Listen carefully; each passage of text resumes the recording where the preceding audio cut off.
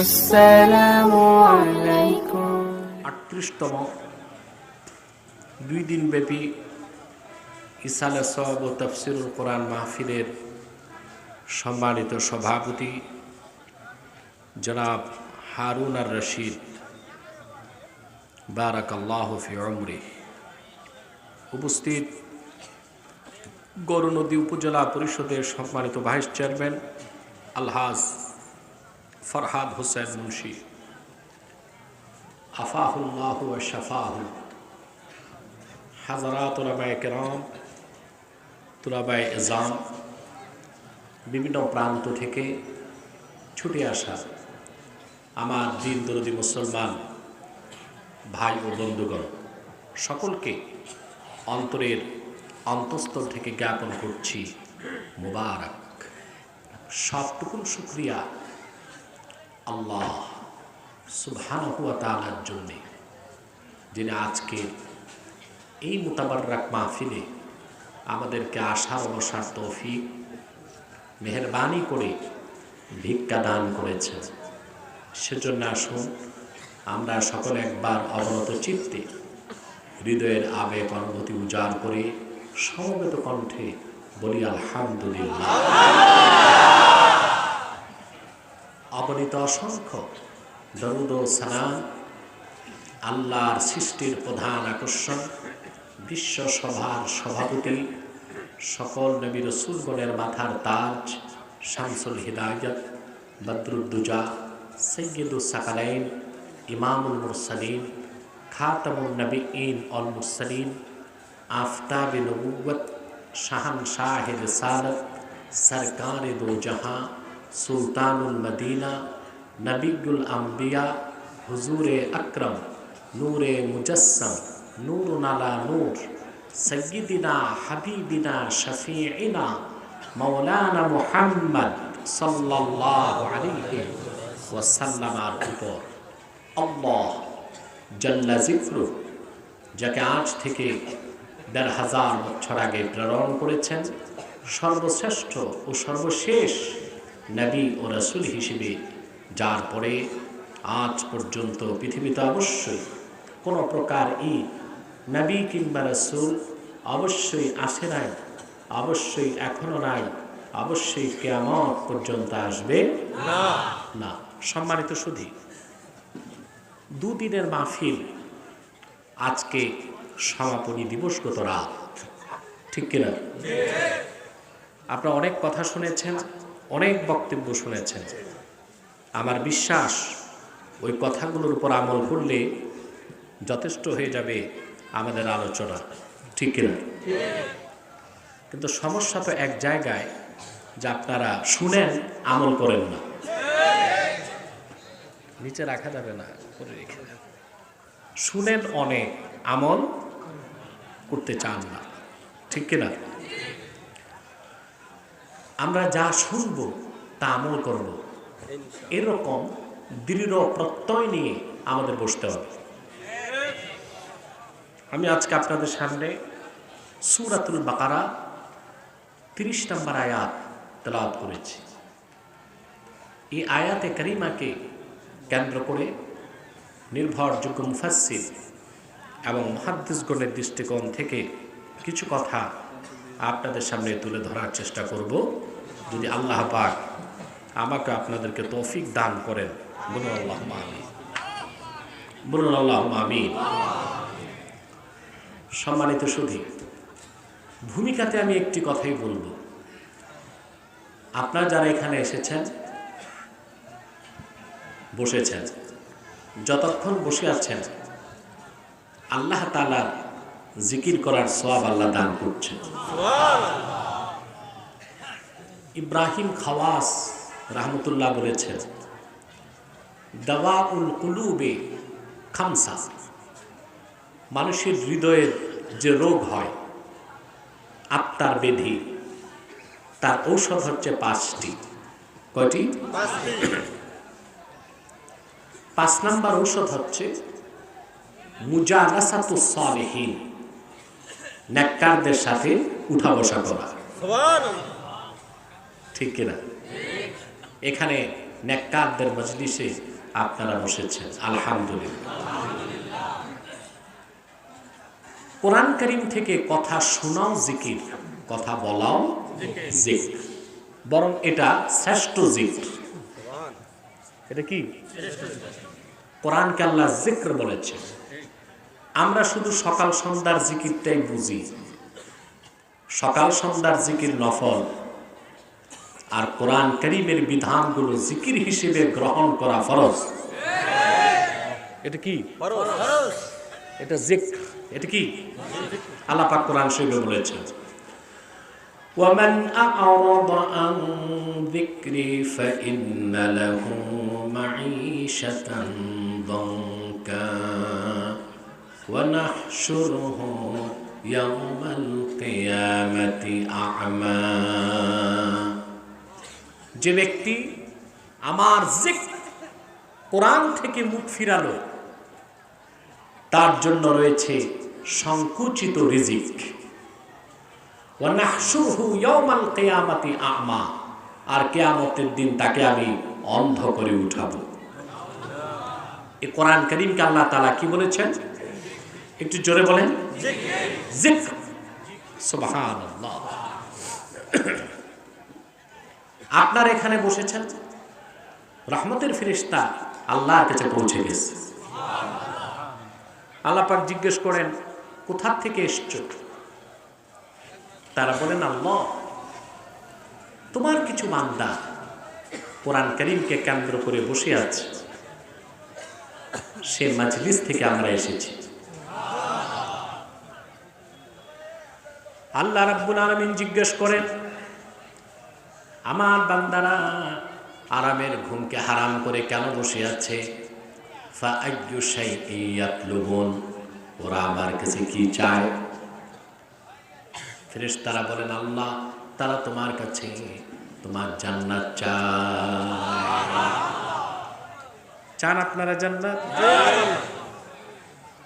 আল্লাহ পাক জিজ্ঞেস করেন, হাল রাআউহা, ওরা কি আমার জান্নাত কোনোদিন চোখে দেখেছে? দেখছে না। ফেরেশতারা বলেন, আল্লাহ, তাতে দেখে নাই, না দেখে বিশ্বাস করে। আল্লাহ রাব্বুল আলামিন আবার জিজ্ঞেস করেন, ওয়া মিন আইয়্যি শাইইন ইয়াতাআওয়াজুন, কিসের থেকে তারা বাঁচতে চায়? ফেরেশতারা বলেন, আল্লাহ, তোমার জাহান্নাম থেকে বাঁচতে চায়। আল্লাহ পাক বলেন, হাল রাআউহা, ওরা কি আমার জাহান্নাম কোনোদিন চোখে দেখেছে নাকি? ফেরেশতারা বলেন, দেখে নাই, না দেখে বিশ্বাস করে। ঠিক কিনা? আল্লাহ রাব্বুল আলামিন বলেন, ফেরেশতারা সাক্ষী থাকো, আমার যে সব বান্দা আমার জান্নাত চোখে দেখে নাই, জাহান্নাম দেখে নাই, শুধু কোরআনকে ভালোবেসে আমার জিকির ফিকিরে বসে গেছে, আমি আল্লাহ তাদের জীবনের সব গুনাহ মাফ করে দিলাম, তাদের জন্য আমার জান্নাত ওয়াজিব করে দিলাম। খুশি আছেন? বেশি না কম? আমরা খুশি, মাখলুকাত খুশি, কুল কায়নাত খুশি, আমাদের মালিক আল্লাহ তাআলা খুশি। শুধু বেজার শয়তান, শয়তানও বেজার, তাদের চেলা চামুন্ডারও বেজার। শয়তানের সব চেষ্টা ব্যর্থ হয়েছে, এখন একটি চেষ্টা বাকি আছে, কোন রকম মুনাজাতের আগে উঠানো যায় কিনা। আমরা নেক নিয়ত করে শয়তানের নাপাক গালে একটি চপেটা ঘাত করতে চাই। আমরা নিয়ত করছি কিছুক্ষণ পরে আজকের মুনাজাত করে গুনাহ মাফ করে নিষ্পাপ বেহেশতি আল্লাহওয়ালা হয়ে বাড়ি যেতে চাই। কারা কারা হাত তুলে আল্লাহ তাআলাকে দেখা।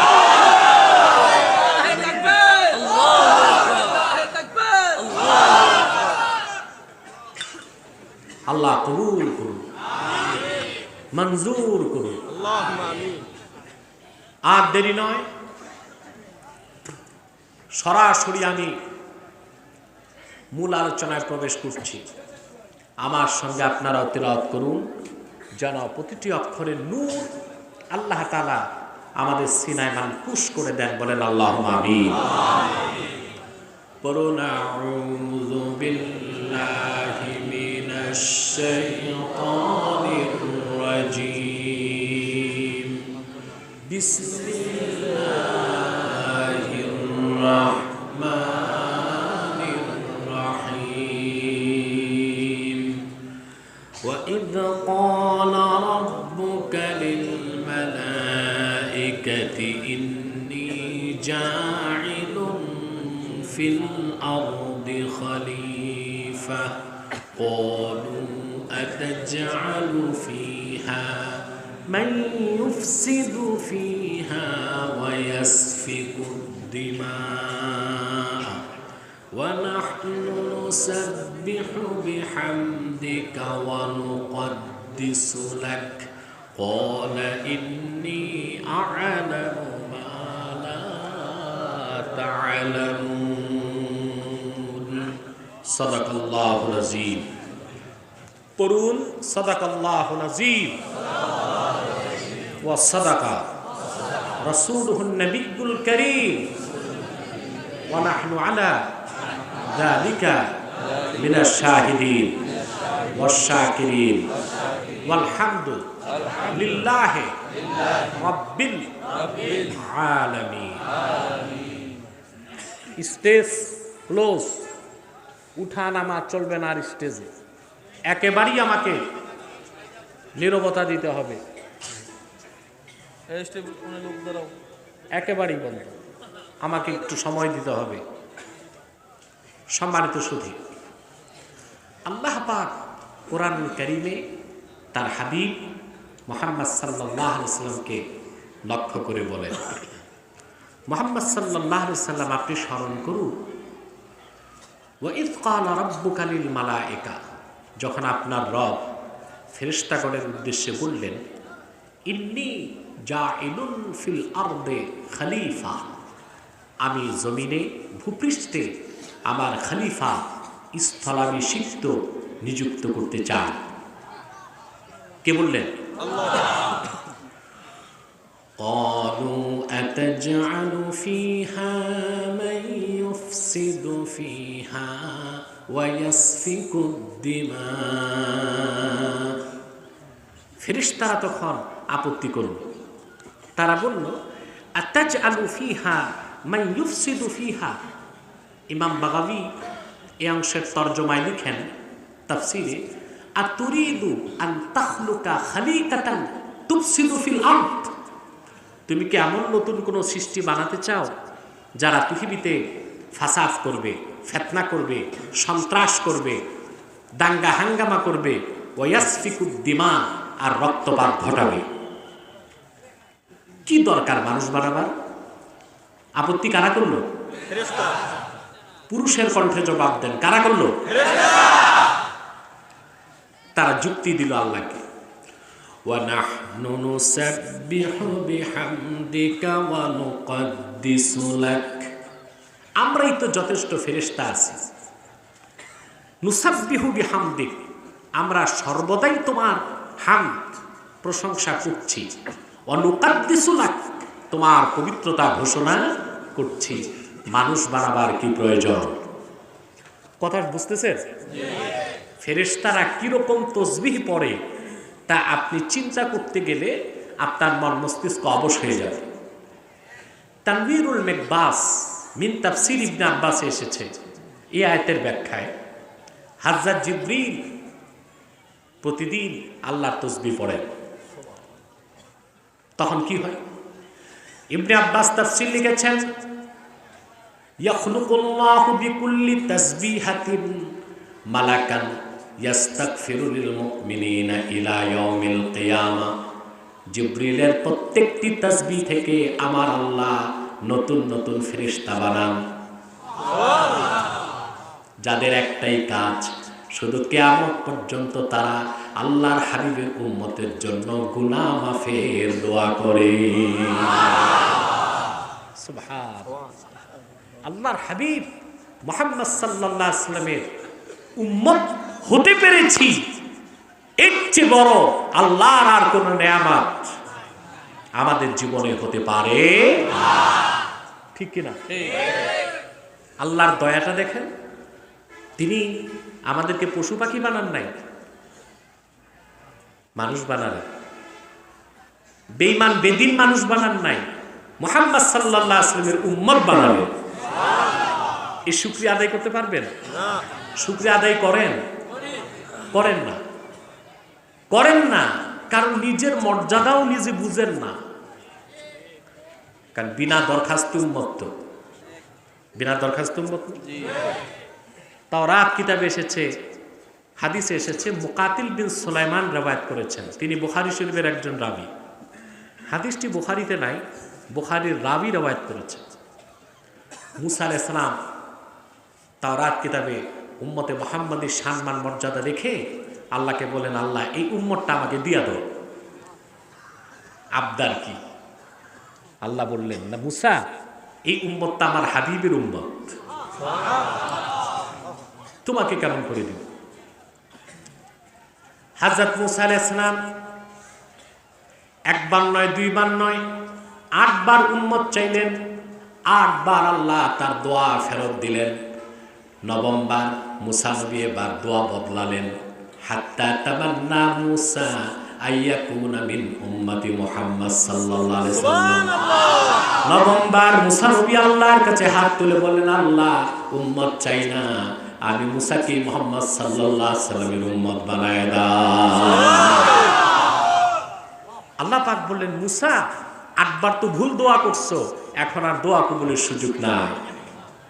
ঈসা আলাইহিস সালাম এই ঘটনা জানতেন, সারা জীবন ঈসা আলাইহিস সালাম আল্লাহর কাছে দোয়া করছেন। কি আল হাবিলিল ফাতাওয়াতে ইমাম সুয়ুতি তা নকল করেছেন। সারা জীবন তিনি দোয়া করছেন, আল্লাহুম্মা জাআলনি মিন উম্মতি মুহাম্মদ। আল্লাহ তুমি আমি ঈসাকে তোমার হাবিব মুহাম্মদ সাল্লাল্লাহু আলাইহি ওয়াসাল্লামের উম্মত বানায় দাও। আল্লাহ কি তার দোয়া কবুল করছেন? ইহুদিরা পূর্বে বনি ইসরায়েলের বহুত নবীকে হত্যা করছে, ঈসা নবীকে হত্যা করতে গেছে, হত্যা করতে পারে না। আল্লাহ জীবিত ঈসাকে আকাশে উঠায় দিয়েছে। দেখতে একজন হাওয়ারি, ইহুদিদের একজনকে আল্লাহ তাআলা ঈসার মতো তাশাব্বুহ দিলেন। ইহুদিরা তাকে হত্যা করে বলল, ঈসা শেষ। আল্লাহ বললেন, না, যেটা মারছো এটা ঈসা না, এটা মিসা। ঈসা কই? কোথায়? কিয়ামতের আগে হযরত ঈসা আলাইহিস সালাম দামেস্কের জামি মসজিদের ছাদে নামবেন। সুবহানাল্লাহ বলবেন না? তবে মুসলমান, আমার কথাটা হৃদয়ে গেঁথে নিও, নবী হিসেবে আসবেন না, আল্লাহর হাবিবের উম্মত পরিচয়ে আসবে।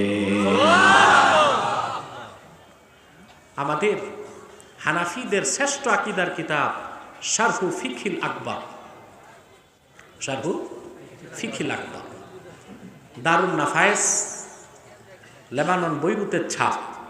যতটুকু মনে পড়ে আমার 229 বা 35 পৃষ্ঠা। ইমাম মাহদী দামেস্কের জামে মসজিদে অবরুদ্ধ হবেন, চতুর্দিকে দাজ্জাল তার বাহিনী নিয়ে হামলা করতেছে। দাজ্জাল শুধু ঢুকতে পারবে না আরবে। কোথায়? আরবে। আরব ছাড়া সারা দুনিয়াকে সে ক্যাপচার করবে। ইমাম মাহদী মুসলিম সৈন্যদেরকে নিয়ে দামেস্কের জামে মসজিদে আশ্রয় নেবেন। আসর নামাজের আজান হয়ে গেছে, আজান হয়ে যাবে, একামত হয়ে যাবে। লোকজন বলবে, হুজুর নামাজ শুরু করেন। হযরত ইমাম মাহদী বলবেন, না, ঈসা আলাইহিস সালাম আকাশ থেকে নেমেছেন, তিনি আসলেই নামাজ শুরু হবে। সুবহানাল্লাহ বলবেন না? লোকজন বের হবে, বাইরে যেয়ে দেখবে দামেস্কের জামে মসজিদের পূর্ব পাশের মিনারা দিয়ে ঈসা আলাইহিস সালাম নামতেছেন। ভিতরে ঢুকবেন। শারহু ফিকহিল আকবার এসেছে, ফায়ুশিরুল মাহদী ইলা ঈসা ইবনে মারইয়ামা বিত্তাকাদ্দুম। সুবহানাল্লাহ। ইমাম মাহদী বলবেন, হুজুর আজানও শেষ, একামতও, আপনি নামাজ পড়ান। আল্লাহ।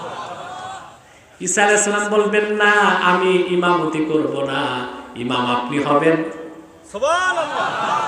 কেন? মোল্লা আলী কারি জবাব দিয়েছেন, ফায়াক্তাদি বিহি লিয়াজহারা মুতাবিআতা নাবিয়িনা মুহাম্মদ সাল্লাল্লাহু আলাইহি ওয়াসাল্লাম। ঈসা আলাইহিস সালাম নামাজ পড়াবেন না, মাহদীর পিছনে নামাজ পড়বেন, এই কথার প্রমাণ দিতে আমি ঈসা নবী হিসেবে আসি নাই, মুহাম্মদ সাল্লাল্লাহু আলাইহি ওয়াসাল্লামের উম্মত হিসেবে এসেছি। পূর্বের নবীগণ দরখাস্ত করে উম্মত হতে পারে নাই, ঈসা আলাইহিস সালাম দরখাস্ত করে উম্মত। তুমি আমি বিনা দরখাস্তে উম্মত, সেজন্যই দলের কারণে, নেতার কারণে, নেত্রীর কারণে দুনিয়ার স্বার্থে ঈমানকে বিক্রি করে দাও। উম্মত হওয়ার মর্যাদা বুঝো নাই, ঠিক কিনা? দুনিয়ার স্বার্থে, পার্থিব লোভ লালসার কারণে, ক্ষমতার মোহে ঈমানকে বিক্রি করে বেঈমান হয়ে যাচ্ছ। তার মূলভূত কারণ হচ্ছে রাসূলুল্লাহর উম্মতের যে কি মর্যাদা, তাই তুমি বুঝতে পারো, ঠিক কিনা বলে? আমার ভাইয়েরা, হযরত জিবরিল প্রতিদিন যত তাসবিহ পড়েন, প্রত্যেকটি তাসবিহ থেকে আল্লাহ তাআলা একজন ফেরেশতা বানান। সেই ফেরেশতার কাজ কি? শুধু উম্মতে মুহাম্মাদীর জন্য আল্লাহর কাছে গুনাহ মাফের দোয়া করে। সুবহানাল্লাহ, কি কিসমত আমাদের! আমরা যে উম্মত, রাসূলুল্লাহর উম্মত, আমাদের একটা বিশেষ নাম আছে, উম্মাতুন মারহুমাতুন মাগফুরা। আল্লাহর হাবিবের সদকায় আল্লাহ তাআলা আমাদেরকে ক্ষমা প্রাপ্ত, রহমত প্রাপ্ত জাতি হিসেবে স্বীকৃতি দান করেছেন। সুবহানাল্লাহ, সুবহানাল্লাহি বিহামদিহি, সুবহানাল্লাহিল আযীম। আমার ভাইয়েরা, ফেরেশতারা আল্লাহকে বলল, ওয়া নাহনু নুসাব্বিহু বিহামদিক ওয়া নুকাদ্দিসু লাক। আমরাই তো তোমার তাসবিহ পাঠ করছি, সারা জীবন করব, আমরাই তো তোমার পবিত্রতা ঘোষণা করছি এবং করব। সুবহানাল্লাহ বলবেন না? আল্লাহ পাক বললেন, ক্বালা ইন্নী আ'লামু মা লা তা'লামুন। আল্লাহ পাক বললেন, আমি যা জানি তোমরা তা জানো না। এই আয়াতের মধ্যে শিক্ষা কি? মূল যে মেসেজ আল্লাহ তাআলা দিলেন, আমাদের জীবন দর্শনটা আমাদের বুঝতে হবে। সেটা হলো, আল্লাহর শ্রেষ্ঠ সৃষ্টি মানুষ, আল্লাহর মহাপরিকল্পনার অধীন মানুষকে সৃষ্টি করা হয়েছে বিশেষ দায়িত্ব দেবার জন্য, আর তা হলো খেলাফত। সেটা কি? যারা যারা বিশ্বাসী মুমিন আর যারা অবিশ্বাসী, নাস্তিক বলেন, কাফের বলেন, যেটাই বলেন, তাদের জীবন দর্শনে পার্থক্য আছে। আমরা যারা বিশ্বাসী, আমাদের বিশ্বাস, আর এই বিশ্বাসটাই বাস্তব এবং সত্য, যে আমরা নিজে নিজে হই নাই, আমাদের সৃষ্টি করেছেন কে? আল্লাহ। সৃষ্টি করেছেন আল্লাহ শ্রেষ্ঠ সৃষ্টি হিসেবে। বিবর্তনবাদের এই বিশ্বাস যে আমরা বানর থেকে, ঈমানদারদের বিশ্বাস আমরা মানুষ থেকে, আদম থেকে। কার থেকে? আমাদের জীবন দর্শন, আমাদের সৃষ্টি করা হয়েছে জান্নাতে। কোথায়? এটা আল্লাহ বলেছেন।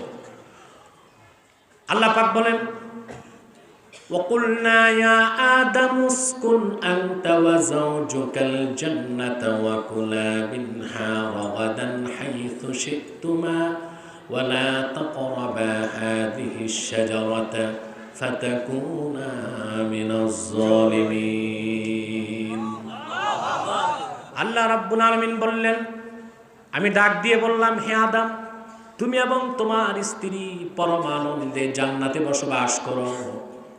সুবহানাল্লাহ বলবেন না? যা খুশি তা পরমানন্দে প্রাচুর্যের সাথে খাও, তবে একটি বৃক্ষের কাছেও এসো না। আমাদের বিশ্বাস, আমাদের সৃষ্টি করা হয়েছে জান্নাতে। নাস্তিক, অবিশ্বাসী, বেঈমান, তাদের বিশ্বাস মানুষের সৃষ্টি জঙ্গলে। বানর কই থাকে? জঙ্গলে। আমাদের বিশ্বাস, আমাদের সৃষ্টি জান্নাতে। ওদের বিশ্বাস মানুষের কোথায় জঙ্গল, কোথায় জান্নাত। জীবন দর্শনে কতটা পার্থক্য চিন্তা করে দেখেন, ঠিক কিনা বলেন? 3, অবিশ্বাসী কাফের মুশরিকদের যদি জিজ্ঞেস করা হয় জীবনের লক্ষ্য উদ্দেশ্য কি, তারা বলবে কি? খাও, ঘুমাও, ফুর্তি করো, মোজ করো, মাস্তি করো, মরে যাও, শেষ। যদি আমাদেরকে জিজ্ঞেস করা হয় কেন সৃষ্টি করা হয়েছে, জবাব আমরা কোরআন থেকে পেয়েছি। ওয়ামা খালাকতুল জিন্না ওয়াল ইনসা ইল্লা লিয়াবুদুন, আমি মানুষ আর জিন দুটো জাতিকে সৃষ্টি করেছি আমার ইবাদত করার জন্যেই। পার্থক্য আছে কিনা নাই? মুমিন বিশ্বাসীদের জীবনের দর্শন লক্ষ্য উদ্দেশ্য, কাফের মুশরিক বেঈমানদের জীবন দর্শন লক্ষ্য উদ্দেশ্যে পার্থক্য আছে না নাই? কথা খেয়াল করতেছেন? এবার আসেন, কেন আল্লাহ তাআলা মানুষকে সৃষ্টি করলেন?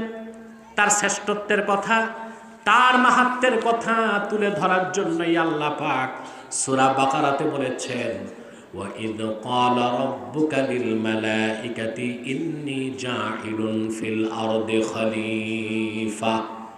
আল্লাহ ফেরেশতাদেরকে বললেন, আমি ভূপৃষ্ঠে জমিনে আমার খলিফা স্থলাভিষিক্ত নিযুক্ত করতে চাই। ফেরেশতারা বাধা দিছে কিনা? বাধা দেবার তো ক্ষমতা নাই, আপত্তি করেছে। কি করেছে? আপত্তি। আল্লাহ পাক তাদেরকে চুপ করায় দিলেন, ইন্নী আ'লামু মা লা তা'লামুন, আমি যা জানি তোমরা তা জানো। আল্লাহ পাক মানুষকে সৃষ্টি করার সিদ্ধান্ত গ্রহণ করলেন। তাফসীর বাগাবী, যার আসল নাম মাআলিমুত তানজিল, প্রসিদ্ধ নাম তাফসীর বাগাবী, তফসিরটি সংকলন করেছেন ইমাম বাগাবী, যিনি মেশকাত সংকলকের দাদা ওস্তাদ। তিনি এই আয়াতের তফসিরে লিখেন, ফেরেশতারা পরস্পর সমালোচনা করতে লাগলো, বলতে লাগলো, ইয়াখলুকু রাব্বুনা মা ইয়াশা ওয়ালাকিন লা ইয়াখলুকু রাব্বুনা খালকান আকরামা ইলাইহি মিন্না। ফেরেশতারা একটা চ্যালেঞ্জ করলো। কি করলো? তারা বলল, আমাদের রব যা খুশি তা বানাবেন, আমরা বাধা দিতে। কিন্তু ফেরেশতারা একটা চ্যালেঞ্জ করল। কি করলো?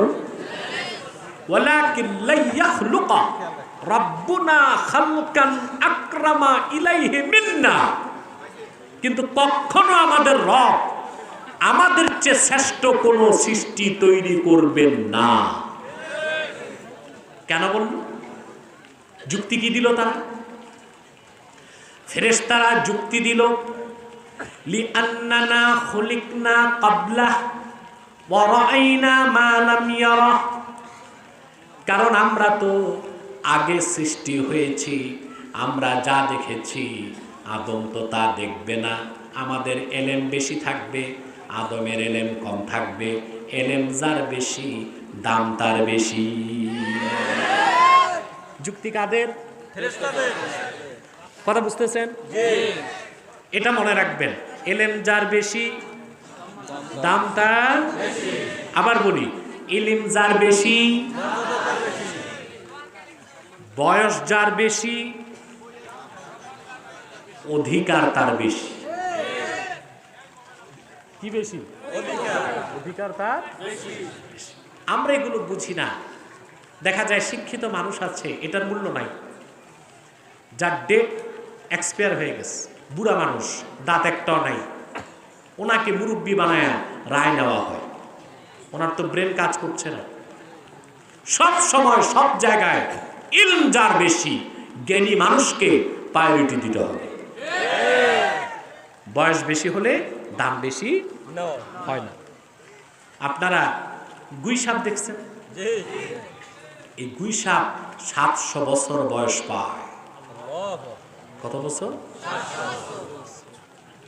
কচ্ছপ 250 বছর বাঁচে। কত বছর? মানুষ বাঁচে 70, 80, 100 বছর। দূরবীন দিয়ে খুঁজেও তো টর্কিতে 10 জন 100 বছর বয়সী মানুষ খুঁজে পাবেন না। বয়স বেশি তাই বলে গুইসাপ আর কচ্ছপের দাম বেশি না মানুষের দাম বেশি? ঠিক কিনা? ফেরেশতারা যুক্তি দিল আমাদের এলেম বেশি থাকবে, আদমের এলেম কম থাকবে, এর জন্য শ্রেষ্ঠ কে হবে? ফেরেশতা। এবার আসেন আল্লাহ কি বলে তা দেখেন। আল্লাহ রাব্বুল আলামিন বলেন وعلم آدم الأسماء كلها ثم عرضهم على الملائكة। আদমকে আল্লাহ পাক নিজ হাতে তৈরি করলেন, তারপর সকল কিছুর নাম এলেন, তাকে শিক্ষা দিলেন। সুবহানাল্লাহ। মনে রাখবেন আল্লাহর শ্রেষ্ঠ সৃষ্টি মানুষ, আল্লাহর প্রিয় সৃষ্টি মানুষ, আল্লাহর সুন্দরতম সৃষ্টি মানুষের চেয়ে সুন্দর আল্লাহ কোনো কিছু বানান নাই। মানুষের চেয়ে সুন্দর তাফসীরুল কবির 11তম খণ্ড।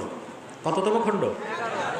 11তম খণ্ডে যতটুক মনে পড়ে আমার 342 কি 43 পৃষ্ঠায় ইমাম ফখরুদ্দিন রাজি ঘটনাটি উল্লেখ করেছেন। আরব দেশের এক শাসক নতুন বিয়ে করছে। রাজা বাদশারা তো আগে বিয়ে করতে বেশি, ঠিক কিনা?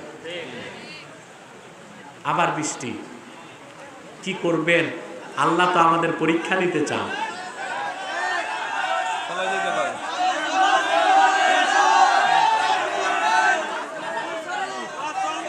আল্লাহ কবুল করুন, আল্লাহ কবুল করুন, আল্লাহ কবুল করুন। আমি আগেই বলছি উনি যদি ভিজায় খুশি হন, আমরা একটু ভিজলাম, সমস্যা কি?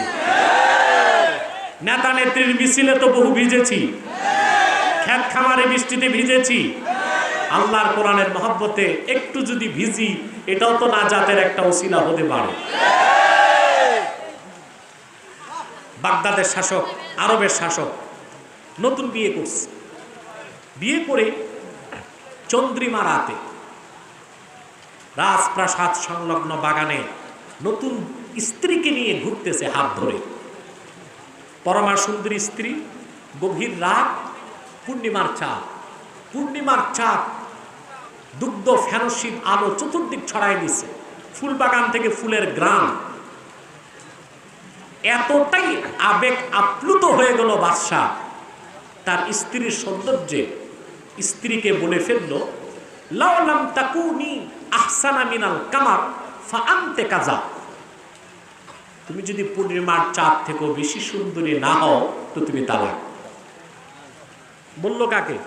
স্ত্রীকে। আমাদের দেশে আবেগে মানুষ অনেক সময় এরকম কাজ করে।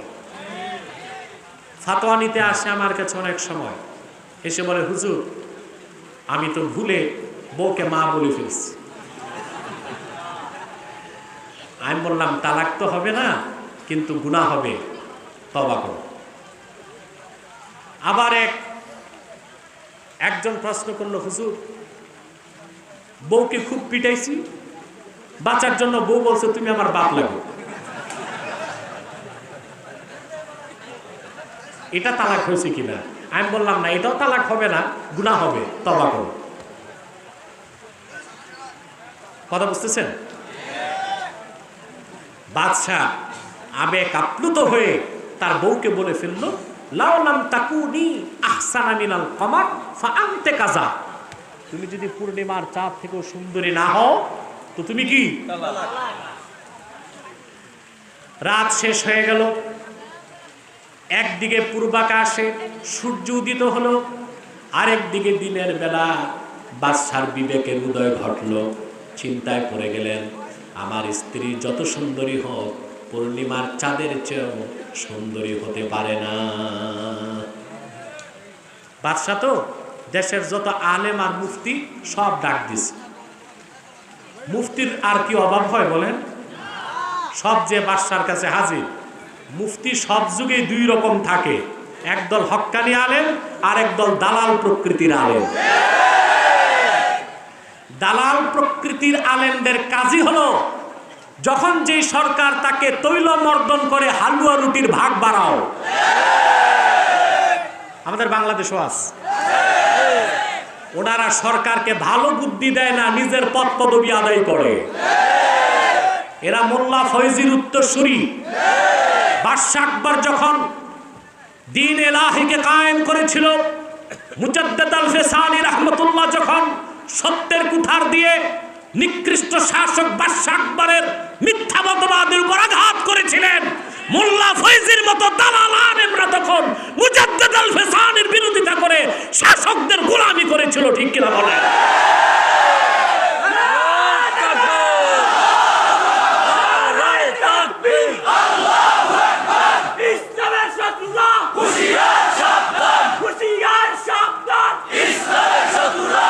আমার প্রিয় ভাই বন্ধুগণ, আলেমদের উচিত সরকারের সাথে থাকা একটা শর্তে।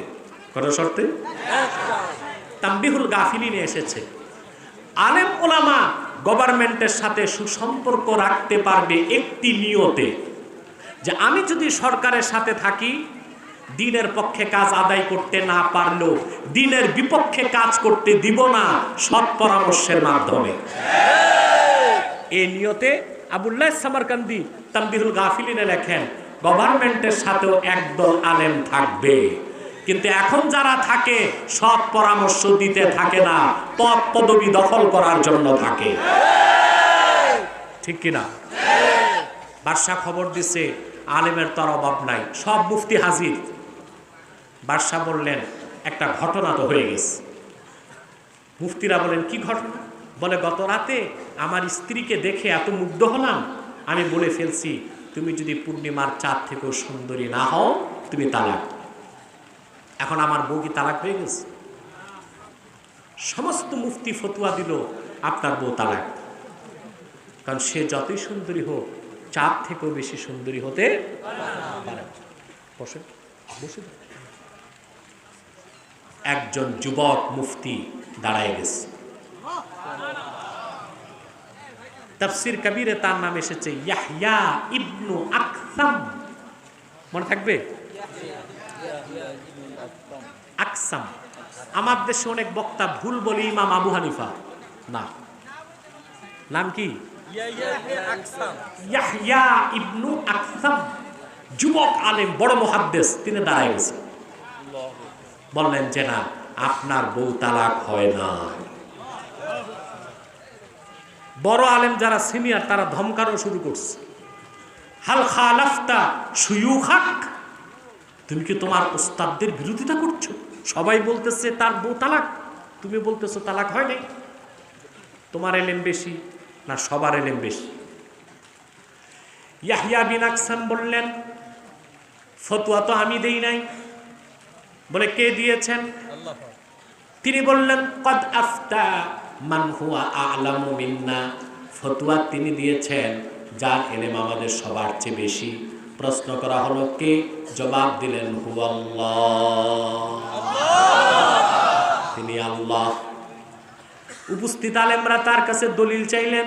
তিনি সূরা ৩ পড়তে লাগলেন, ওয়াত-তিনি ওয়াজ-যাইতুনি ওয়া তুরি সিনিনা ওয়া হাদাল বালাদিল আমিন। পারেন আপনারা? পড়েন জবান খুলে, ওয়াত-তিনি ওয়াজ-যাইতুনি ওয়া তুরি সিনিনা ওয়া হাদাল বালাদিল আমিন। লাকাদ খালাকনাল ইনসানা ফি আহসানি তাকওয়িম।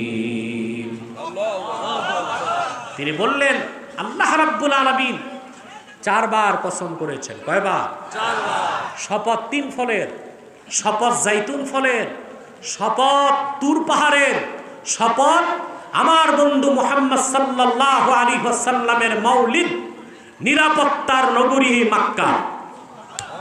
সুবহানাল্লাহ। আমার হাবিব মুহাম্মদ সাল্লাল্লাহু আলাইহি ওয়াসাল্লামের মাউলিদ, জন্মভূমি, নিরাপত্তার নগরী এই মক্কা মুকাররমা। 4 বার কসম, তারপর জবাবে কসম, লাকাদ খালাকনাল ইনসানা ফি আহসানি তাকওয়িম, নিশ্চয় আমি মানুষকে সবচেয়ে সুন্দর গঠনে, অবয়বে, আকারে, সূরতে তৈরি করেছি। সুবহানাল্লাহ। তাহলে আপনার স্ত্রী চাঁদ থেকেও সুন্দর, আল্লাহর ফাতাওয়ায় বউ তালাক হয়নি। তাহলে মুসলমান, এবার জবাব দেন, আল্লাহর শ্রেষ্ঠ সৃষ্টি মানুষ, আল্লাহর সেরা সৃষ্টি মানুষ, আল্লাহর প্রিয় সৃষ্টি মানুষ, আল্লাহর সুন্দর সৃষ্টি। মানুষ। প্রশ্ন হলো কেন? তার কারণ আকাশে জমিনে যা কিছু আল্লাহ তাআলা তৈরি করেছেন হুকুম দিয়ে করেছেন, কোন বলেছেন হয়ে গেছে। কিন্তু বনি আদম, হযরত আদমের দেহটা আমার আল্লাহ রাব্বুল আলামিন নিজের হাতে তৈরি করেছেন।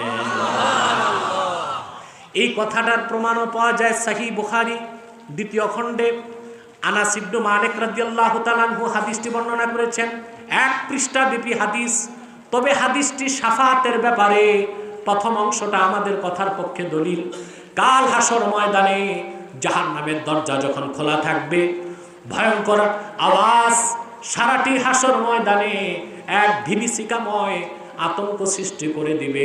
মিজানের পাল্লা চালু হবে না, পৃথিবীর মানুষগুলো বেকারার হয়ে যাবে। যে আল্লাহ পাক কখন মিজানের পাল্লা চালু করবেন আমরা একটু শান্তি পেতাম। জাহান্নামের দরজাগুলো যদি তিনি বন্ধ রাখতেন, হিসাব শেষ করার আগে না খুলতেন, আমরা একটু শান্তি পেতাম। একজন মানুষ যদি আল্লাহর কাছে সুপারিশ করতেন, সমস্ত মানুষগুলো চলে যাবে হযরত আদমের কাছে। কার কাছে? যে বলবেন আনতা আবুন নাস ওয়া খালাকাকাল্লাহু বিয়াদিহি ইশফা লানা ইলা রাব্বিক। আদম, তুমি মানব জাতির পিতা, আল্লাহ রাব্বুল আলামিন নিজের হাতে তোমাকে তৈরি করেছেন, আমাদের জন্য একটু সুপারিশ করো। হাদিসের যদিও আজকে আমাদের বিষয় না, প্রথম অংশটা আমাদের বিষয়ের সাথে সংশ্লিষ্ট, কিন্তু যেহেতু বাকি কথাগুলো ইমানের, সেজন্য সংক্ষেপে বলে দিচ্ছি। আদম আলাইহিস সালাম সুপারিশ করতে পারবেন না, সবাই চলে যাবে নূহের কাছে, তিনিও পারবেন না। চলে যাবে মুসার কাছে, তিনিও পারবেন না। ইব্রাহিমও পারবেন না, ঈসাও পারবেন না। ঈসা নবী, বুখারী শরীফে 1 পৃষ্ঠা ব্যাপী হাদিস এটা।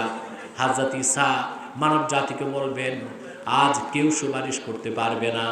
ইরজিউ ইলা নাবিয়্যিল খাতিম মুহাম্মদ সাল্লাল্লাহু আলাইহি ওয়াসাল্লাম, জলদি করে আল্লাহর নবী, শেষ নবী, আখিরি নবী মুহাম্মদ সাল্লাল্লাহু আলাইহি সাল্লামের কদমে চলে যাও। আজকে আল্লাহ পাক শাফাআতের সব চাবি ওনার হাতেই তুলে দিয়েছে। সমস্ত নবীগণ চলে যাবে আল্লাহর হাবিবের কাছে। আমার ভাইরা অবাক হয়ে যাবেন। তাফসীর ইবনে কাসিরে এসেছে, হাসর ময়দানে আল্লাহর হাবিবের উম্মতের আলেমদেরকে দাঁড়াবার জন্য আল্লাহ পাক এক একটি মিম্বর দান করবেন, নূরের মিম্বর। পূর্বের নবীগণকে দাঁড়াবার জন্য এক একটা মিম্বর রাখবেন। কিন্তু আল্লাহর হাবিব মুহাম্মদ সাল্লাল্লাহু আলাইহি সাল্লামকে আল্লাহ হাসরের সবার সাথে দাঁড় করাবেন না, আরশে আজিমে নিজের সঙ্গে দাঁড় করাবেন। আরশে আজিমের ওই জায়গার নাম হবে মাকামে মাহমুদ। বিশ্ববাসী চলে যাবে আরশে আজিমের কাছে, যে দেখবেন আল্লাহর হাবিব মহান আল্লাহ তাআলাকে সাজদা করে কান্না করছেন। অবাক হয়ে তারা শুনবেন, সব নবী যেখানে নাফসি নাফসি বলে যাচ্ছে, আল্লাহর হাবিব বলতেছেন, ইয়া রব্বি হাবলি উম্মতি, আল্লাহ আমার উম্মতকে মাফ করে দাও। এক সময় আল্লাহ পাক তার হাবিবকে ডাক দিয়ে বলবেন, ইয়া মুহাম্মদ সাল্লাল্লাহু আলাইহি ওয়াসাল্লাম, ইরফা রাসাক ফাসাল তুতা ওয়াশফা তুশাফা। হাবিব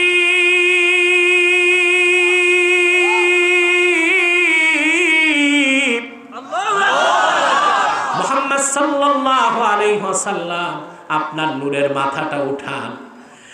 আপনার কান্না আমি আল্লাহর আর বরদাস্ত হচ্ছে না। আমার কাছে চান, যা চাইবেন তাই দিয়ে দিব নগদ। আমার কাছে সুপারিশ করুন, যা সুপারিশ করবেন আমি আল্লাহ কবুল করে নিব। হাদিস সাক্ষী আল্লাহর হাবিব বলবেন, রব্বুল আলামিন হিসাব নিকাশ তো শুরু হয় নাই, জাহান্নামের দরজা আটকায় দাও। আল্লাহ পাক মালিক ফেরেশতাকে ডেকে বলবেন, আমার হাবিব সুপারিশ করেছেন, জাহান্নামের দরজা বন্ধ করে দাও, হিসাব নিকাশ শেষ করার আগে আর খোলা যাবে না। আল্লাহর হাবিব বলবেন, আল্লাহ হাজার হাজার বছর চলে গেছে, মিজানের পাল্লা কেন চালু হয় না, চালু করে দাও। আল্লাহ পাক মিকাইলকে ডেকে বলবেন, মিকাইল মিজানের পাল্লা চালু করে দাও। এই যে রাসূলুল্লাহ সুপারিশ করবেন এর নাম শাফাআতে কুবরা। এইরকম একটি দুইটি নয়, আল্লাহ তার হাবিবকে 10 প্রকার শাফাআতের মালিক বানায় দিয়েছে। আমরা রাসূলুল্লাহ শাফাআতকে বিশ্বাস করি, জোরে বলেন। আমার দেশে কিছু ভণ্ড বাতিল ফেরকা আছে যারা কথায় কথায় আউলিয়া একরামকে গালি দেয়, মাযহাবের ইমামদেরকে গালি দেয়। আবু হানিফায় মাসালা বুঝে নাই, ওনারা বুঝছে। ওনাদের মতো 10,000 মৌলবী এক পাল্লায় রেখে দিলে আমার ইমাম আজমের একটা জুতার সমান ওজন হবে না। এরা মানুষের আকীদা নষ্ট করতেছে। তাদের কাজই হচ্ছে নামাজ কমাও, রোজা কমাও। দেখেন না, তারাবির নামাজ 20 রাকাতকে কেটে 8 রাকাত বানাইছে। ওদের নামাজ 3 রাকাত কেটে ওনারা এটা মিশন নিছে, কাটাকাটি। কি করবে? চলবে না।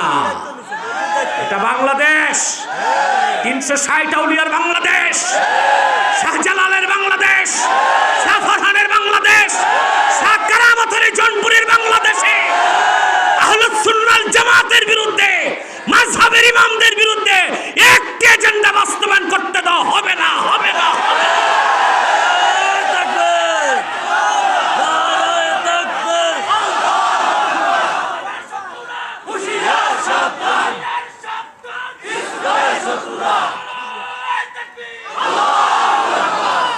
তারা প্রচার করে যে রাসূলুল্লাহ সুপারিশ করতে পারবেন না। আব্বাসী টিভি লিমিটেডে যে আমার সব আলোচনা দেখবেন, আলহামদুলিল্লাহ আমরা তাদের গোমরগুলো ফাঁস করছি। তারা এইসব কথা প্রচার করে বাংলাদেশে খ্রিস্টানদেরকে সুযোগ করে দিচ্ছে খ্রিস্ট ধর্ম প্রচার করতে। 2016 সালে আমি গেলাম ঝিনাইদহে। আমার কাছে ওখান থেকে সংবাদ আসলো যে একটি গ্রামে, কুষ্টিয়া বিশ্ববিদ্যালয়ের পাশে শান্তিডাঙ্গা এলাকার নাম কি আমি জানি না, এখানে কুষ্টিয়া বিশ্ববিদ্যালয়ের ছাত্র আছে কিনা। আলহামদুলিল্লাহ, তুমি তো জানো। কি বলতে আসো ভাই? মনু সাইপ্পা বসো তো।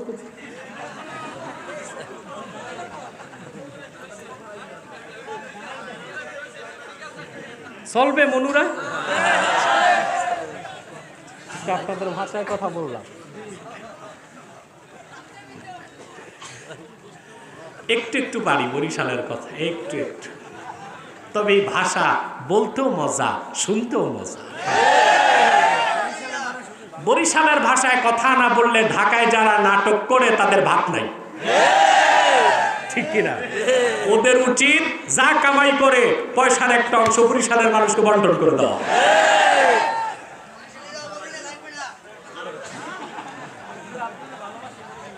আলহামদুলিল্লাহ, আলহামদুলিল্লাহ। প্রিয় ভাই বন্ধুগণ, শান্তিডাঙ্গা গেলাম। কুষ্টিয়া বিশ্ববিদ্যালয়ের পাশের মহল্লা 22টি পরিবার খ্রিস্টান হয়ে গেছে। আমি তাহরিকে খাতমুল উম্মাত বাংলাদেশের আমার কেন্দ্রীয় কমিটিকে নিয়ে সেখানে পৌঁছলাম। এক দুর্গম এলাকা, যে দেখি মসজিদগুলো সব বন্ধ। শুক্রবার দিন 8-10 জন লোক হয়, ইমাম নাই, মুয়াজ্জিন নাই। ওখানে খ্রিস্টানরা কাজ করছে। এক লোক, সে খ্রিস্টান হয়ে গেছে, এখন খ্রিস্টানদের নেতা। সে ছিল আগে মুসলিম। কিরকম মুসলিম? সে 3 মাইল পথ হেঁটে যে কুষ্টিয়া বিশ্ববিদ্যালয়ের মসজিদে ফজর নামাজ পড়ত। সে লোক খ্রিস্টান। আমি তাকে প্রশ্ন করলাম যে তুমি আল্লাহর হাবিব সাল্লাল্লাহু আলাইহি ওয়াসাল্লামের দ্বীন ইসলাম ছেড়ে খ্রিস্টান কেন হয়েছে? আপনার ভিডিওতে দেখবেন।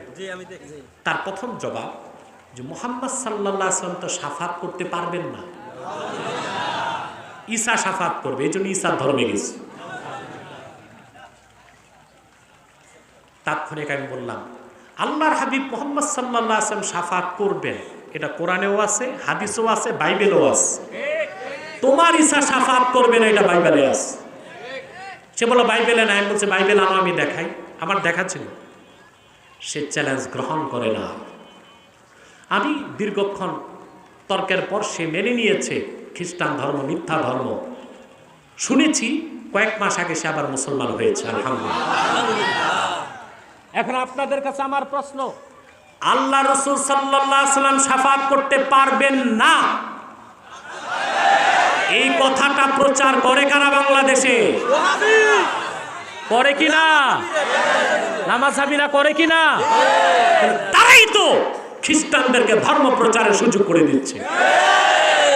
আমরা রাসূলুল্লাহ শাফাআতকে বিশ্বাস করি, রাসূলুল্লাহ শাফাআতকে যারা বিশ্বাস করে না তাদেরকে মুসলমান মানি না।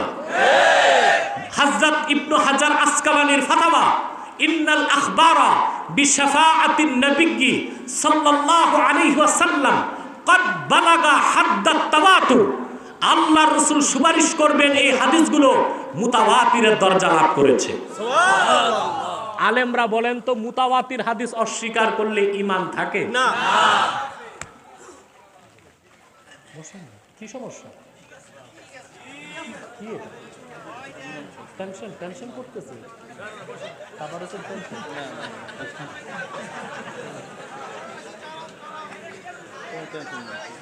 প্রিয় ভাই বন্ধু, কেউ দাঁড়াবেন না।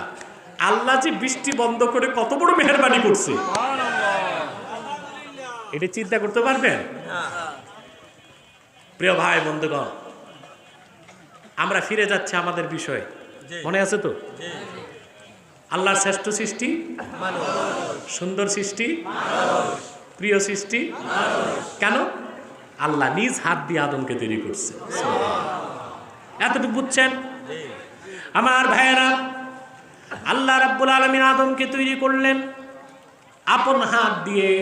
আদমকে তৈরি করার কারণে আদম এত সুন্দর হয়েছেন, এই জন্য আদম সন্তান এত সুন্দর, এত সুন্দর। এখন আদম সন্তান, আদম কেন শ্রেষ্ঠত্ব পেল সেই কারণটা শোনেন। আল্লাহ রাব্বুল আলামিন বলেন, ওয়া আল্লামা আদামাল আসমাআ কুল্লাহা সুম্মা আরাদাহুম আলাল মালাইকা। আল্লাহ পাক আদমকে সব কিছুর নাম শিখালেন। সুবহানাল্লাহ বলবেন না? এই নাম মানে শুধু আমজাম কাঁঠাল এই নাম শুধু শিখান নাই, প্রত্যেকটা বস্তুর নাম শিখালেন। বস্তুটা মৌলিক নাকি যৌগিক, বস্তুটার গুণাবলী কি, বৈশিষ্ট্য কি, সব এলেম আল্লাহ আদমকে শিখালেন। সুবহানাল্লাহ বলবেন না? তারপরে فقال أنبئوني بأسماء هؤلاء إن كنتم صادقين। এবার আল্লাহ পাক প্রতিযোগিতার ব্যবস্থা করলেন। কেন? ফেরেশতাদের চ্যালেঞ্জের মোকাবেলা করাবেন। ফেরেশতাদের চ্যালেঞ্জ কি ছিল? শ্রেষ্ঠ কারা, আদম না ফেরেশতা? এবার আল্লাহ তাআলা চ্যালেঞ্জের মোকাবেলায় প্রতিযোগিতা শুরু করালেন। একদিকে কোটি কোটি ফেরেশতা, আরেকদিকে শুধু হযরত আদম। আল্লাহ রাব্বুল আলামিন ফেরেশতাদেরকে ডাক দিয়ে বললেন, আম্বিউনি বিআসমাই হাউলাই ইন কুনতুম সাদিকিন। তোমরা দাবি করেছিলা আমার সৃষ্টি আদম থেকে তোমাদের সম্মান বেশি, কারণ তোমাদের এলেম বেশি। যদি তোমাদের দাবিতে তোমরা সত্যবাদী হয়ে থাকো, এই জিনিসগুলোর নাম বলো। আল্লাহর কোরআন সাক্ষী, সমস্ত ফেরেশতা মস্তক নত করে দিল। তারা বলল, ক্বালু সুবহানাকা লা ইলমা লানা ইল্লা মা আল্লামতানা ইন্নাকা আনতাল আলিমুল হাকীম। সুবহানাক, আয় আল্লাহ, সব পবিত্রতা তোমার। লা ইলমা লানা ইল্লা মা আল্লামতানা, তুমি যে জ্ঞান এলেম আমাদের দিছো, এর বাইরে আমাদের কোনো এলেম নাই। আল্লাহ পাক আদমকে ডাক দিয়ে বললেন, ক্বালা ইয়া আদামু আম্বিহুম বিআসমাইহিম ফালাম্মা আম্বাআহুম বিআসমাইহিম قال ألم أقل لكم إني أعلم غيب السماوات والأرض وأعلم ما تبدون وما كنتم تكتمون আদম আলাইহিস সালাম জগৎ সৃষ্টির শুরু থেকে কিয়ামত পর্যন্ত যত বস্তু ভূপৃষ্ঠের উপরে আল্লাহর হুকুমে অস্তিত্ব লাভ করেছে সব কিছুর নাম বলতে লাগলেন। এমনকি ইমাম সুয়ুতির মতে আদা জিরা, আদা রসুন, পেঁয়াজ, ডাল এসবের নামও বলতে লাগলেন। শুধু তাই না, প্লেন, হেলিকপ্টার, রকেট এসবের নামও বললেন। কিভাবে সম্ভব? প্রশ্ন আসে না? সূক্ষ্ম ব্যাখ্যা আছে, সেদিকে আমি যাচ্ছি না। প্লেন এটা অস্তিত্বে এসেছে, এর মানি এটার একটা স্যাম্পল আলামে মেসালে আছে। আদম আলাইহিস সালাম আলামে মেসালে দেখে দেখে সব নাম বলে দিয়েছে। এখন বলেন শ্রেষ্ঠত্ব কার প্রমাণিত হলো? কিসের কারণে? ইলমের কারণে। আল্লাহ মানুষকে শ্রেষ্ঠত্ব দান করেছেন ইলমের কারণে। এখন আসেন এই ইলম কোন ইলম তা বুঝতে হবে। কোরআন সুন্নাহর বাইরে বিজ্ঞান, দর্শন, যত জ্ঞান বুদ্ধি আছে ওইটার নাম ইলম নয়, ওইটাকে বলা হয় মালুমাত। কি বলা হয়? অভিজ্ঞতা, এক্সপিরিয়েন্স। ইলম তো একটাই, ওইটা কি? ইলম কি? কোরআনের বাইরে, রাসূলুল্লাহর সুন্নাহর বাইরে প্রকৃত অর্থে কোনো ইলম, জ্ঞান, হিকমা, ওগুলো কি? বিজ্ঞান, দর্শন, বিজ্ঞানের যত শাখা আছে, physics, chemist, zoology, botany, cosmology, theology, নৃতত্ত্ব, ভূতত্ত্ব, ভূগোল, আকাশ বিজ্ঞান, জ্যোতির্বিজ্ঞান, গণিত বিজ্ঞান, পদার্থ বিজ্ঞান, জীববিজ্ঞান, প্রাণী বিজ্ঞান, চিকিৎসা বিজ্ঞান, যত জ্ঞান এই সব হচ্ছে মালুমাত, এক্সপিরিয়েন্স। কার কাছ থেকে এসেছে? সুবহানাল্লাহ বিহামদিহি। এবার আসেন এই দুই ইলমে পার্থক্য কি? কোরআনে যে ইলম এটা নির্ভুল, এসেছে তার কাছ থেকে, যার কোনো ভুল নাই। বিজ্ঞান যত ইলম অর্জন করে এটা পঞ্চ ইন্দ্রিয় দিয়ে। কয়টা? চক্ষু, কর্ণ, জিহ্বা, নাসিকা, ত্বক। পাঁচটার বাইরে যত বড় বিজ্ঞানী হোক, দার্শনিক হোক, প্রফেসর হোক, ডাক্তার হোক, সায়েন্টিস্ট হোক, ব্যারিস্টার হোক, ম্যাজিস্ট্রেট হোক, তার জ্ঞান অর্জনের কোনো ব্যবস্থা। এখন বলেন তো, এই যে পাঁচটা ইন্দ্রিয়, এটার ক্ষমতা সসীম না অসীম? সসীম। লিমিটেড না আনলিমিটেড? লিমিটেড।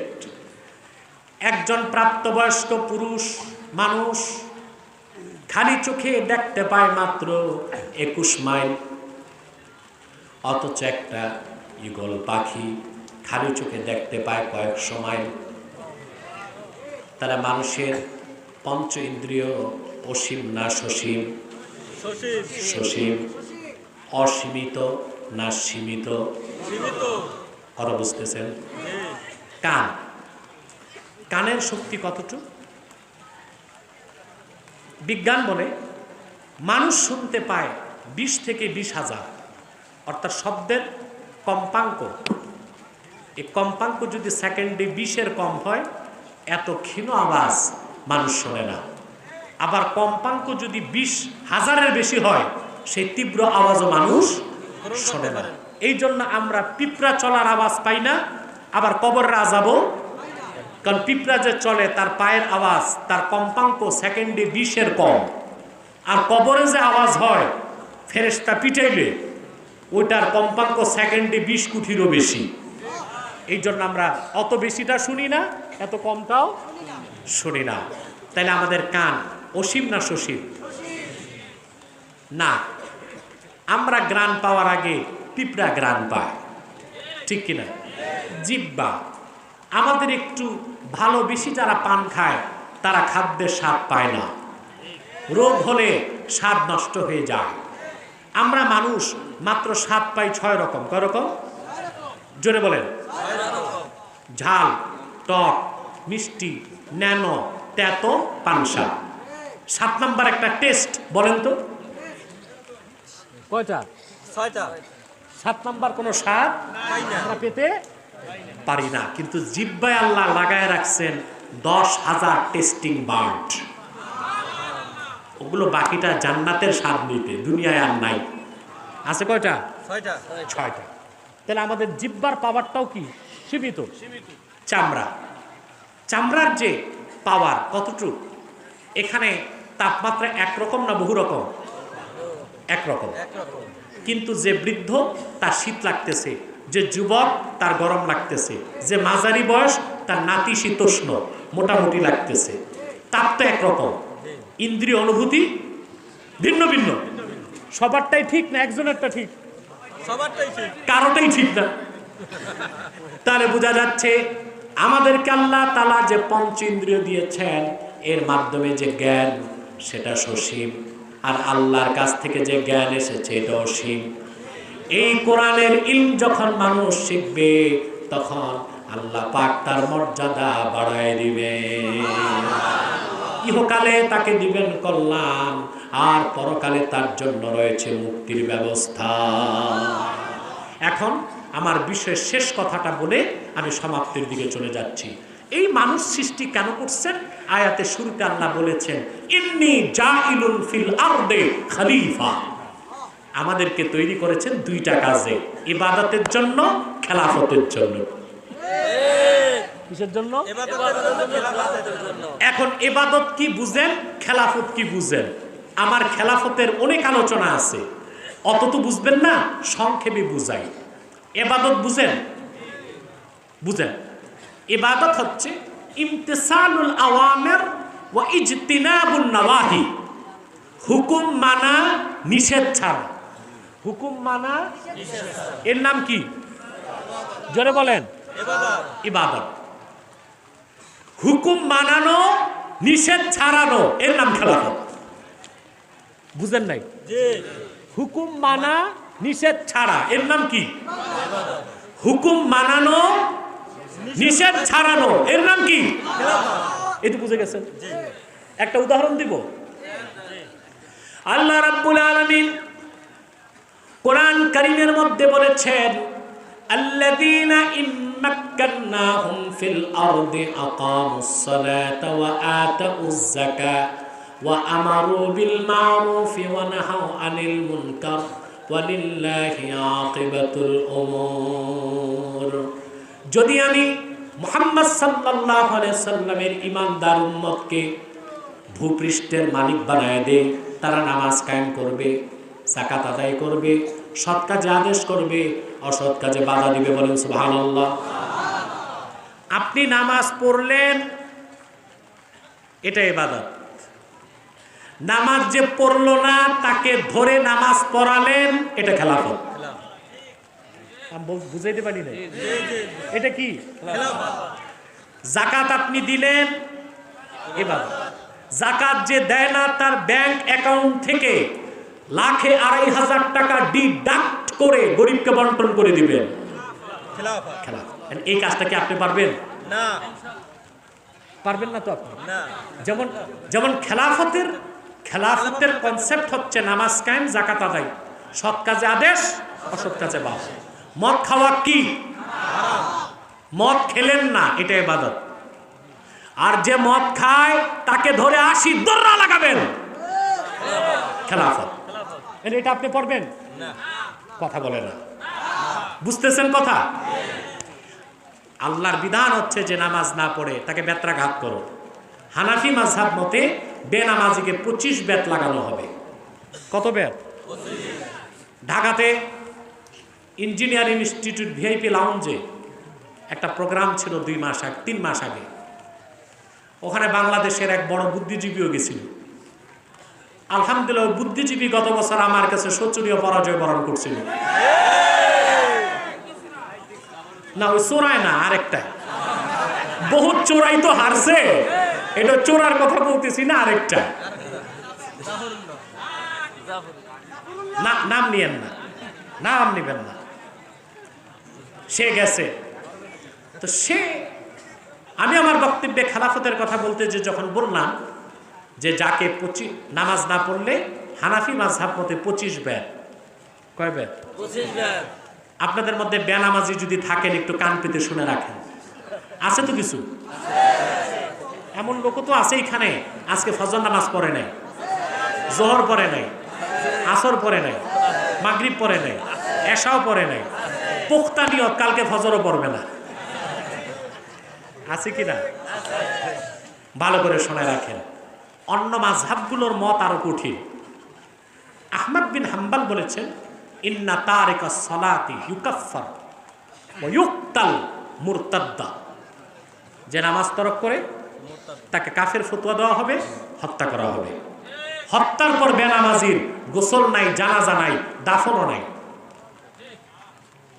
কার মত এটা? আহমদ বিন হাম্বল। শাফি আর মালিক বলেছেন, ইন্না তারিকাস সালাতি লা ইউকাফফার ওয়ালাকিন ইউকতালু হাদ্দা। বেনামাজিকে কাফের ফতোয়া দেওয়া হবে না, তবে তাকে হত্যা করা হবে হদ হিসেবে। 3 মাযহাবের মতে বেনামাজির শাস্তি কি? শুধু ইমাম আজম আবু হানিফা বলেছেন, ইন্না তারিকাস সালাত লা ইউকাফফার ওয়ালা ইউকতাল ওয়ালাকিন ইউহবাস ওয়া ইউদরাব হাত্তা ইউসাল্লিয়া। বেনামাজিকে কাফের বলা হবে না, তাকে হত্যা করা হবে না, তাকে অ্যারেস্ট করা হবে, কারাগারে বন্দি করা হবে, আর প্রতিদিন পিটানো হবে। কয় বের? কমসে কম 25 বের 5 ওয়াক্তের জন্য। আপনি অবাক হবেন, আহলে হাদিস ভাইরা যদি থাকো কান পেতে শুনে রাখো। তোমরা কথায় কথায় বলো যে আরবে তো মাযহাব নাই, তোমাদের খবর নাই। গোটা আরব হাম্বলি মাযহাবের অনুসরণ করে, কিন্তু রাষ্ট্রীয়ভাবে আরব সরকার বেনামাজির শাস্তির ক্ষেত্রে আহমদ বিন হাম্বলের ফতোয়া নেয় নাই, আবু হানিফার ফতোয়া নিছে। এর থেকেই বোঝা যায় হানাফি মাযহাব শ্রেষ্ঠ মাযহাব, আবু হানিফা ইমাম আযম। ঠিক কিনা? তোমরা তা বুঝবা কেমন করে? 2 পাতা কিতাব পড়ে বলে সহিহ হাদিস অনুযায়ী চলে, অথচ ভালো করে হাদিস পড়তে পারে কিনা তাতেও সন্দেহ আছে। ঠিক কিনা? প্রিয় ভাই বন্ধুগণ, আমি যখন বললাম বেনামাজির শাস্তি 25 বের, ওই যে বুদ্ধিজীবী উনি দৌড়ে যে আবার মাইক নিয়েছে, বলে না, নামাজ কেউ পড়লো না বেদ দেওয়া হবে, এটা তো অমানবিক। আমি তো আবার আমার ঘাড় একটু টেরা, রকটা, আমি যে আবার মাইক নিয়ে বললাম, কোন অমুসলিম নামাজ না পড়লে ইসলাম বলে না তারে পিটাও, কারণ তার তো ইমানই নাই। মুসলিম যদি ইমান আনার পরে নামাজ না পড়ে শরীয়তের হুকুম তাকে ব্যাত লাগাও। আমি তাকে তাৎক্ষণিক যুক্তি দিয়েছি, ক্যান্টনমেন্টের সেনাবাহিনী যখন চাকরি নেয় তাদের ট্রেনিং করতে হয়, ট্রেনিং এ ভুল করলে অফিসার স্কেল দিয়া পিটায়। যে ঈমান এনে মুসলমান হয়, সে যে তাওহীদকে বিশ্বাস করেছে, নামাজের প্রশিক্ষণ তাকে গ্রহণ করতেই হবে, না পড়লে ব্যাত লাগাতে হবে। এটা মুমিনের ট্রেনিং। ঠিক কিনা বলেন? আল্লাহর বান্দা সেদিনও অনেকটা ঘাড় নিচু করে অপমান হই বিদায় নিচ্ছে। তাহলে ইবাদত হচ্ছে হুকুম মানা নিষেধ ছাড়া, আর খেলাফত হচ্ছে হুকুম মানানো নিষেধ ছাড়া। ইবাদত ব্যক্তি জীবনে চলবে। আপনি নামাজ পড়বেন, সুদ খাবেন না, ঘুষ খাবেন না, মদ পান করবেন না, কিন্তু আপনি কোনোদিনও নামাজ অন্যকে জোর করে পড়াতে পারবেন না। সেই জন্যই খেলাফতের প্রয়োজন আছে। রাষ্ট্র ব্যবস্থা যখন খেলাফতকে গ্রহণ করবে, তখন যে নামাজ পড়বে না সে শাস্তি পাবে, যে যাকাত দিবে না সে শাস্তি পাবে, যে মদ পান করবে তাকে 80 দোররা দেওয়া হবে, যে চুরি করবে তার হাত কাটা হবে, যে জেনা করবে তাকে রাজম করা হবে, দোররা মারা হবে। ঠিক কিনা বলে? আল্লাহর শ্রেষ্ঠ সৃষ্টি আমরা মানুষ। খেলাফতের মহান দায়িত্ব দিয়ে আল্লাহ দুনিয়াতে আমাদের পাঠিয়েছেন। ইবাদত করতে হবে, খেলাফতকে কায়েম করতে হবে।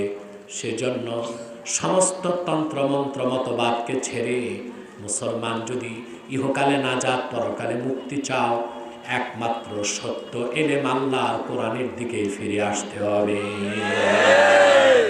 রাজি আছেন? আজকে আমার বক্তব্যের এটাই মেসেজ, এটাই বার্তা। এটা মাথায় নিয়ে বুকে লালন করে আমরা বাড়ি যাব। পারবো তো ইনশাআল্লাহ। সাদাকাল্লাহুল আযীম ওয়া সাদাকা রাসূলুহুন নবিয়ুল কারীম ওয়া নাহনু আলা যালিকা মিনাশ শাহিদিন ওয়াশ শাকিরিন আলহামদুলিল্লাহি রাব্বিল আলামিন। দাঁড়িয়ে আছেন যারা, বসেন, একদম বসে যান। আর একজন লোকও উঠার চেষ্টা করবেন না। বৃষ্টি বাদলের মধ্যেও মাহফিলটা যে করতে পারলাম, এটা তো আল্লাহর রহমত। আর আপনাদের এলাকার জন্য একটা ইতিহাস হয়ে থাকবে, ঠিক কিনা বলেন? আমাকে ফরহাদ মুন্সি সাহেব বারবার বলছে, হুজুর কইরেন না মুনাজাত। ইমাম সাহেব ভয় পেয়ে গেছে। ইমাম সাহেব বলে, হুজুর দোয়া করে। আমি অপেক্ষায় ছিলাম আমার মাবুদ কি করেন। আমি আশা ভরসা ছিলাম তিনি সুযোগ দিবেন। তিনি সুযোগ দিয়েছেন, আলহামদুলিল্লাহ। তো আমরা খুশি না বেজা? আমি এখন আর আপনাদের কষ্ট দিচ্ছি না। আমি গুরুত্বপূর্ণ কয়েকটা কথা বলি, মুনাজাতের দিকে চলে যাচ্ছি। বিদায় বেলা আমার অনুরোধ আপনাদের কাছে, আপনার এখানে সকল দলের মুসলমান আছেন, আছেন না? কোনো ঝগড়া আছে, বিবাদ? এখানে আওয়ামী লীগ আছে, বিএনপি আছে, জাতীয় পার্টি আছে, জামাত আছে, সব দলের লোক বসে আছে। কোনো ঝগড়া মারামারি কেন নাই? এখানে আপনারা দলীয় পরিচয় আসেন নাই, একটাই পরিচয়, আমরা মুসলমান, ঠিক কিনা? জাতীয় জীবনেও যদি এই পরিচয়টাকে বড় করে দেখতাম, আমাদের মধ্যে কোনো সহিংসতা ঝগড়া থাকতো না। বিশ্ব মানচিত্রে আমরা একটা গর্বিত জাতি হিসেবে আমাদের আত্মপ্রকাশ করতে পারতাম, ঠিক কিনা? আমাদের মধ্যে ঝগড়া বিবাদের মূল হচ্ছে ক্ষমতার দ্বন্দ্ব, টাকা পয়সার দ্বন্দ্ব, মতবাদের দ্বন্দ্ব, ঠিক কিনা? এই যে ইউপি ইলেকশনে কতগুলো মানুষ মরে গেছে, অন্তর্দ্বন্দ্ব। কেন? একটা ইউনিয়ন পরিষদের চেয়ারম্যান হওয়া বড় কিছু তো না, কিন্তু একটা মানুষ মুসলমানকে হত্যা করা কত বড় অপরাধ। সমস্ত দুনিয়ার মানুষকে হত্যা করলে যে গুনাহ হবে, একজন মানুষকে হত্যা করলে সেই গুনাহ হবে। আমি রসিকতা করে বলেছি এক আলোচনায়, ইউপি নির্বাচনে যদি AK-47 নিয়ে বের হয়, তো জাতীয় ইলেকশনে তো ট্যাঙ্ক আর কামান লাগবে। আল্লাহ তাআলা ওই রকম ভয়াবহতা থেকে আমাদেরকে রক্ষা করুন। আল্লাহুম্মা আমিন। মিলেমিশে থাকবেন, সকল দলের মুসলমান এক হবেন তিনটি স্বার্থে: ইসলাম, মুসলমান, স্বাধীন বাংলাদেশ। দেশটাও আমাদের টিকাতে হবে। দেশ বিরোধী আন্তর্জাতিক চক্রান্ত চাচ্ছে বাংলাদেশে গৃহযুদ্ধ শুরু করতে, বাংলাদেশকে স্থির করতে, বাংলাদেশে আগ্রাসী সৈন্য ঢুকাতে। আমরা তা হতে দিব না ইনশাআল্লাহ, ঠিক কিনা? আর তা কোনোদিন সফল হবে না। কোন আগ্রাসী শক্তি বাংলাদেশের 1 ইঞ্চি মাটিতে ঢুকার সাহস রাখে না। বীর বাঙালির সবচেয়ে বড় পরিচয় সে মুসলমান। তার ইমানি অস্ত্রের সামনে কোন পরাশক্তি বাংলাদেশে এসে আগ্রাসন চালাতে পারবে না। সেজন্য প্রয়োজন একটি জিনিস, ঐক্য। কি লাগবে? সকল কিছুর ঊর্ধ্বে আমাদের মনে রাখতে হবে ইসলাম, মুসলমান, স্বাধীন বাংলাদেশ। দেশ যদি ঠিক না থাকে কেউ ভালো থাকবেন না। রাজনীতি করতে পারবেন? ব্যবসা চলবে? চাকরি চলবে? কিছুই থাকবে না। সেজন্য আমি আপনাদেরকে তাহরিকে খাতমে নবুওয়াত বাংলাদেশের পক্ষ থেকে বলে যাচ্ছি, ইসলাম, মুসলমান আর স্বাধীন বাংলাদেশের স্বার্থ রক্ষায় সকল দলের মুসলমানকে ঐক্যবদ্ধ হইতে হবে।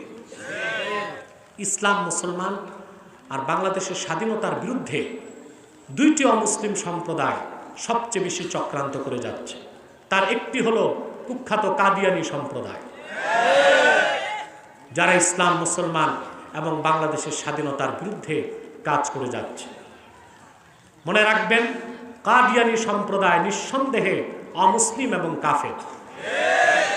তাদেরকে যারা কাফের বলবে না, তারাও কাফের, কারণ তারা আল্লাহর আখিরি নবী মুহাম্মদ সাল্লাল্লাহু আলাইহি সাল্লামকে আল্লাহর শেষ নবী হিসেবে বিশ্বাস করে না।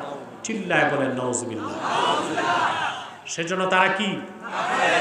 তাদেরকে যারা কাফের বলবে না, তারা কি? তারা মানুষকে ধোঁকা দিতে মুসলমানদের মতো দাড়ি রাখে, টুপি লাগায়, নাম রাখে, তাই বলে কি তারা মুসলমান হবে? দাড়ি রাখলেই কেউ যদি মুসলমান হতো, তো রবীন্দ্রনাথ ঠাকুরের চেয়ে বড় মুসলমান কে হইত? সে কি মুসলিম ছিল না অমুসলিম? নাম রাখলে মুসলমান হওয়া যায়?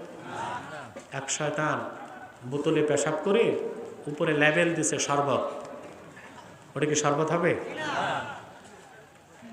সেজন্য বলি, কাদিয়ানীরা অমুসলিম।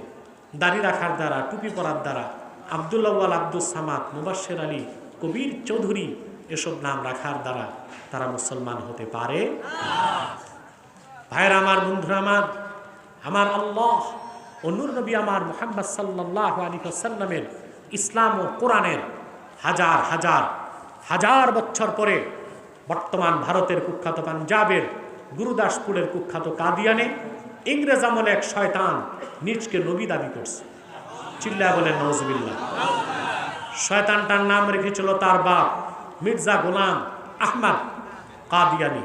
সাবধান, তাকে গোলাম আহমদ বলা যাবে না, কারণ গোলাম আহমদ অর্থ আহমদ এর গোলাম।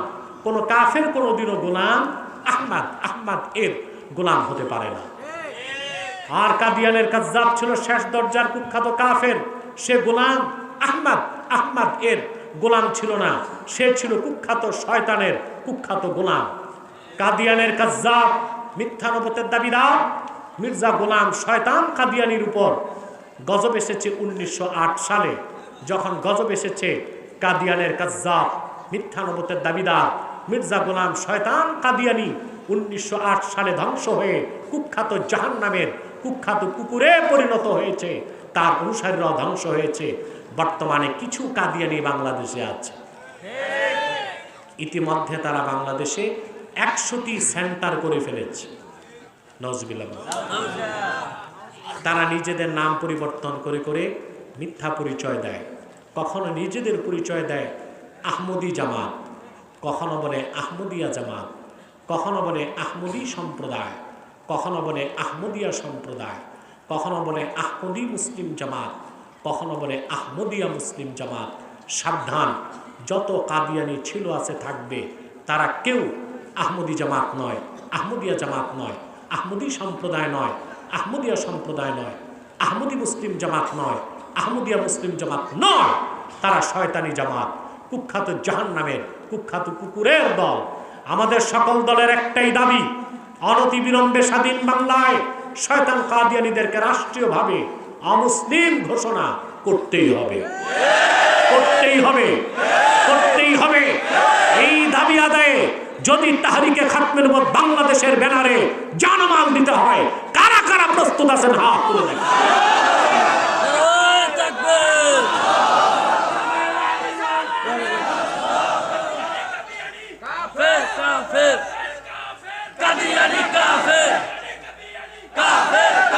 প্রিয় ভাই বন্ধুগণ, তাদেরকে অর্থনৈতিক সহযোগিতা করবেন না, করবেন না, কারণ তাদের ব্যবসার পুরা টাকাটাই তারা খরচ করে মানুষকে কনভার্ট করার ক্ষেত্রে, ধর্মান্তরের ক্ষেত্রে। তাদের যে পণ্যগুলো বাজারে বেশি, প্রাণ, সিজান, আরএফএল, প্রথম আলো, ডেইলি স্টার, কালের কণ্ঠ, এগুলো ধরবেন না, কিনবেন না, বেচবেন না। মনে থাকবে? আরেকটি ফেরকা হচ্ছে ঈসাই তরিকা। কিনা? এরা খ্রিস্টানদের একটা শাখা, ঈসাই তরিকা। এরা বলে যে ঈসাই তরিকা ভুক্ত মুসলমান, বলে আমরা মুসলমান, তবে ঈসার উম্মত মুসলমান। ঈসার উম্মত কি মুসলমান না খ্রিস্টান? বাংলাদেশে বর্তমানে তাদের সংখ্যা 9.5 লক্ষ পার হয়েছে। তারাও প্রচুর মানুষকে খ্রিস্টান বানাচ্ছে।